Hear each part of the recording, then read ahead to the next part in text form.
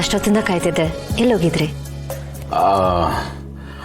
ಅದು ನಾನು ಮತ್ತೆ ಮಿಂಚು ಹಾಗೆ ಸುತ್ತಾಡ್ಕೊಂಬರಕ್ಕೆ ಹೋಗಿದ್ದೆ ಅಲ್ಲ ಪುಟ್ಟಿ?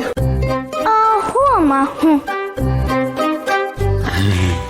ಅಲ್ಲ ನೀವೇನು ಅದು ಫಂಕ್ಷನ್ಗೆ ಹೋಗಿದ್ದು ಬಂದ್ರಾ? ಹೇಳಿದ್ರೆ ನಾನು ಬರ್ತಾ ಇದ್ನಲ್ಲ. ಇಲ್ಲ, ನಾನು ಫಂಕ್ಷನ್ಗೆ ಹೋಗಿರ್ಲಿಲ್ಲ. ಹಾ, ಇವತ್ತು ಸ್ಪೆಷಲ್ ಅಲ್ವಾ, ನಿಮ್ಗೋಸ್ಕರ ರೆಡಿ ಆಗಿದ್ದೆ. ಭೂಮಿಕಾ, ಇದೇನು ನೀವು ಮಕ್ಕಳ ಮುಂದೆ ಮಲ್ಕೊಳ್ಳೋಣ ನಡೀರಿ.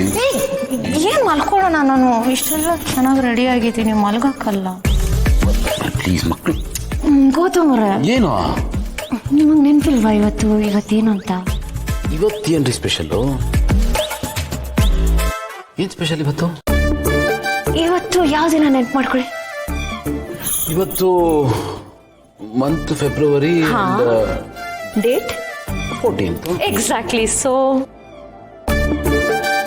ನನ್ನ ಹುಡ್ದಬ್ಬ ಅಲ್ಲ, ನಿಮ್ದು ಅಲ್ಲ, ಮಕ್ಕಳ ಬರ್ಡೇ ಅಲ್ಲ, ನಮ್ಮ ಅಪ್ಪಂದು ಬರ್ಡೇ ಅಲ್ಲ, ನಮ್ಮ ಅಮ್ಮಂದು ಬರ್ಡೇ ಅಲ್ಲ, ನಿಮ್ಮಪ್ಪ ಅಮ್ಮಂದು ಬರ್ಡೇ ಅಲ್ಲ.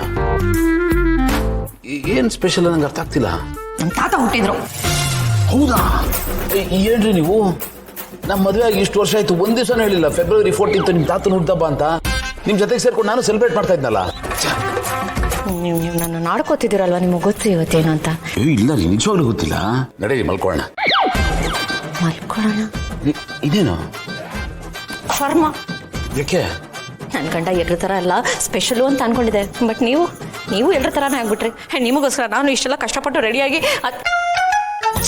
ಯಾಕೆ ಬೇಕಿದೆಲ್ಲ ಬನ್ರಿ. ಬಿಡಿ ನೀವು. ಫೆಬ್ರವರಿ 14th ಬರೀ ನಿಮ್ಮ ತಾತನ ಬರ್ಡೇ ಅಲ್ಲ, ನಮ್ಮ ತಾತಂದು ಬರ್ಡೇ.